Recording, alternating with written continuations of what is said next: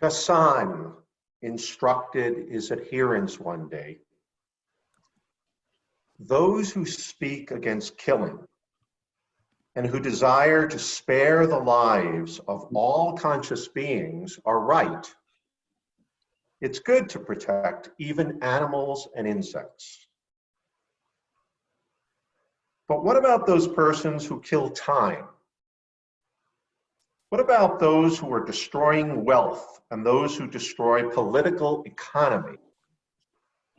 We should not overlook them. Furthermore, what of the one who preaches without enlightenment? He is killing Buddhism. So I'm honored today to talk about this lofty topic of Zen and morality. And my dear brothers and sisters, I want to let you know I'm not preaching to you. I'm not preaching. I'm not claiming that I am enlightened or that I'm not enlightened. As we know, our very nature is that we're all enlightened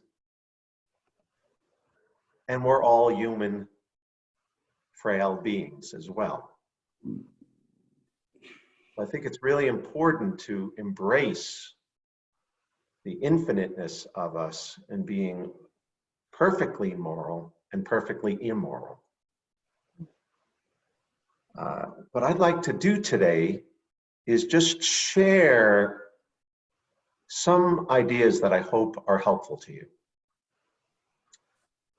I'd like to share 4 things. One is to define morality. Secondly, how do we define morality in Buddhism and in Hollow Bones? Thirdly, and probably most importantly,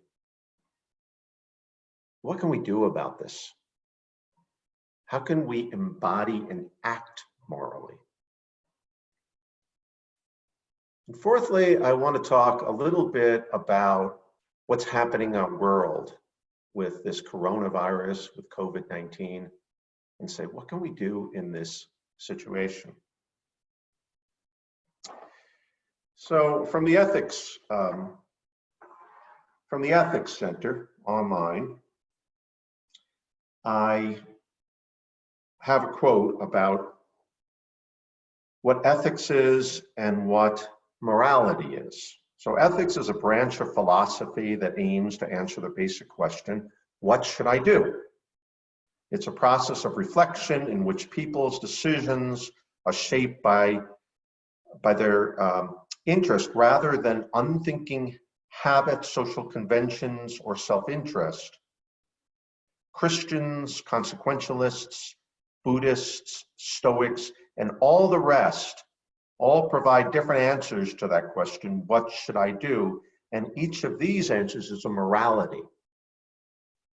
From the Stanford Encyclopedia of Philosophy on Morality, they say there's 2 different definitions of morality. One is descriptive, and it refers to a certain code of conduct put forth by a society or a group, such as a religion, or accepted by an individual for his or her own behavior.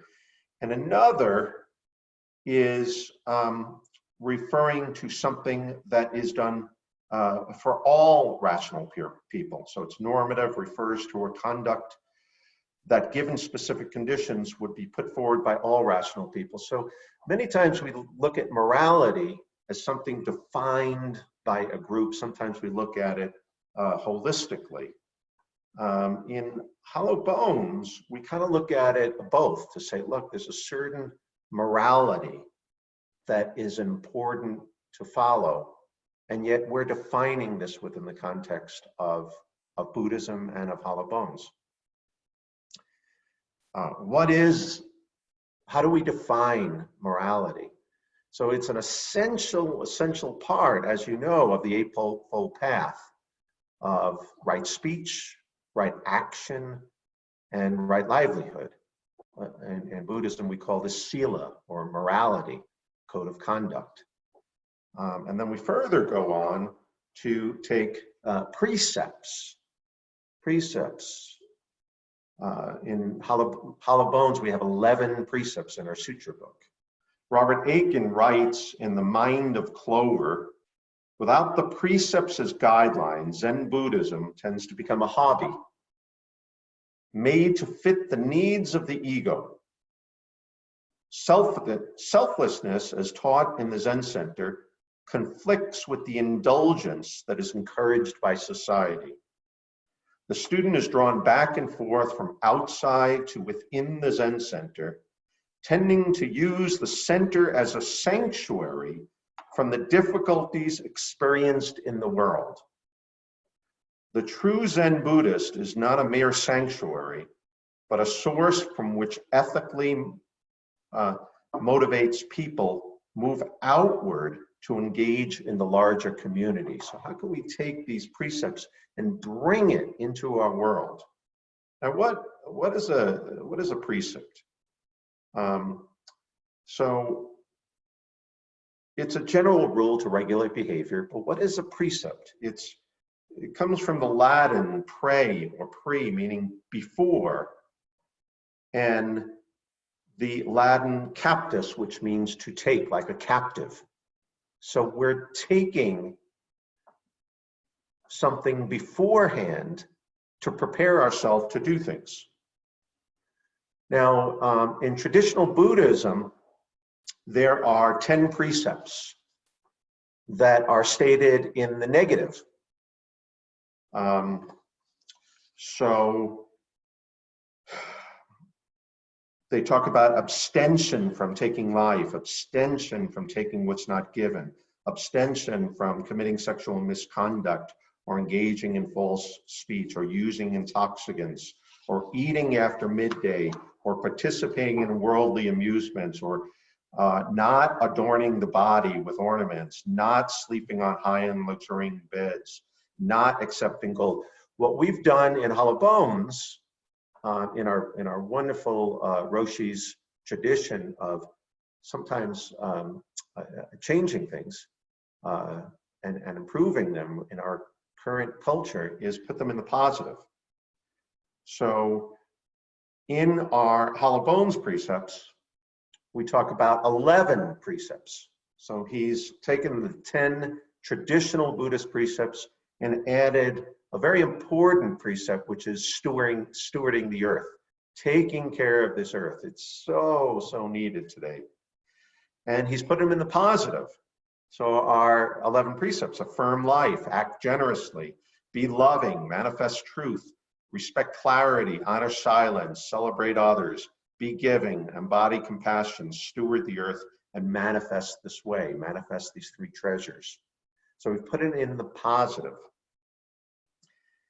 Now, there's all different variations on precepts between different Buddhist traditions. And I was looking and doing research and saying, oh my gosh, all different ways to look at this. Like in the Soto tradition, they have 16 precepts, which include the 3 refuges and the 3 pure precepts. So it's the 10 traditional ones: non-killing, non-stealing, non-misusing sex, and so on. And then the 3 refuges are considered a precept. So it's Buddha, Dharma, and Sangha, being with the Buddha, being with the Dharma, being with the Sangha.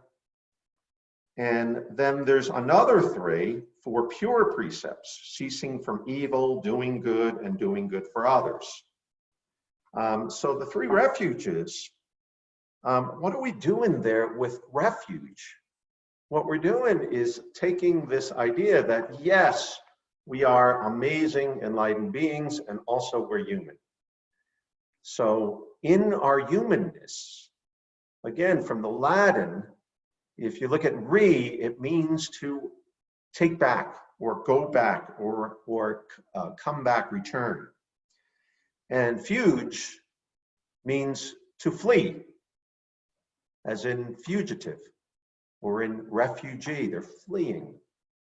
So there's a connotation, come back quickly to who we are with the Buddha, to who we are with living within Dharma, to who we are as a community. Flee back. And that's what the refuge is. So let's all just flee back. Flee back to who we are. That's the essence of ethics. It's the essence of morality, to be who we are truly. And then the 11 precepts that we take in Hollow Bones are really more specific versions of these 3 pure precepts: ceasing from evil, doing good, and doing good for others and community. So it's basically refrain from harm and do good. In essence, it's doing good. In our Hollow Bones, we also have a Hollow Bones code of conduct that's on the website. And what it does is it takes the first 5 precepts, which in many Buddhist traditions are said to be the most important ones, that are not only for priests or monks, but are for lay people, to say everyone should follow these 5 precepts that have to do with non-killing, non-stealing, not misusing texts, not telling lies, not deluding the mind. When we have 5 precepts labeled in our code of conduct, like the first one, for instance, recognizing our interconnection and for the purpose of cultivating benefit for all beings, I undertake the precept of refraining from killing. I acknowledged our interconnection and have respect for all life. Core to this understanding, I agree to non-harming in all my actions. And similarly, we have precepts for each of the first 5. So what we've established is, in Buddhism, there is Sila. It's part of the Eightfold Noble Path. It is core to awakening. By the way, some people debate if it's core to awakening. It seems to me that how can we awaken if we don't follow the Eightfold Noble Path? If we don't live if we don't strive to live this Sila, this morality. So what we've established is the idea that we have these precepts. Now the rub. We have these rules of conduct. How do we bring it into the world? How do we bring it into the world? There seems to be a feeling in most people that, well, I behave ethically. Most people will say, I behave ethically. And yet, you could probably all say that as a group, as a collective in the human culture, there's a lot of unethical conduct. What do I mean by unethical? A lot of it is based upon egotism and egotistic behavior. One of the texts that's referred to in our code of conduct, it comes from a guy named Paul Richard, The Thinker's Guide to Ethical Reasoning. The Foundation for Critical Thinking is the organization. And he says, few groups, in fact, value the lives and welfare of others, other nations, other religions, other ethnic groups, as they value those of their own. Few think about the consequences to other groups of their group's pursuit of money, power, prestige, and property. The result is that few in virtually any society act consistently on ethical principles when dealing with outsiders. A double standard in applying ethical principles to human life is virtually universal and often flagrant.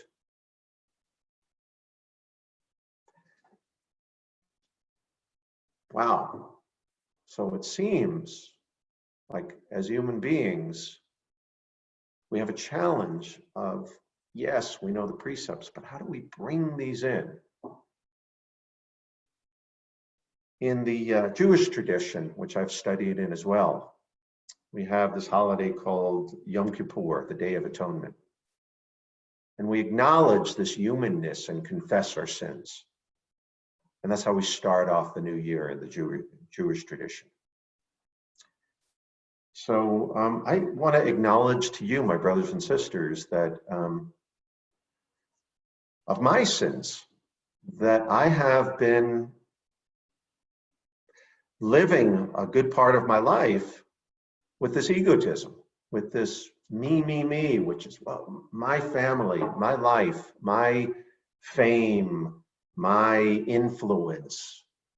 And the odd part is I've given many talks about the danger of me versus us and not having those in balance. But it seems to be this human challenge to get out of this me, and really let go of this. And at the same time, I've also been generous. I've also been ethical in many cases. But it's this challenge of owning the me, owning this part, and owning the opposite of selflessness, of no self, of anatta. In one Buddhist talk, I heard them say, well, what is this no self? There's a self here. So they talked about, well, less self. We know that in Buddhism, no self means there's nothing completely separate, we're interconnected, and there's nothing that doesn't change. So the basic concept is if there's no separation and there's nothing that doesn't change, well, then there's no self. Well, but then on the other hand, hey, here's here's something like Jumpo says, hey, if there's no self and I hit you, who feels it? There's something here. So what I'm really trying to get across in this talk is to own the opposites.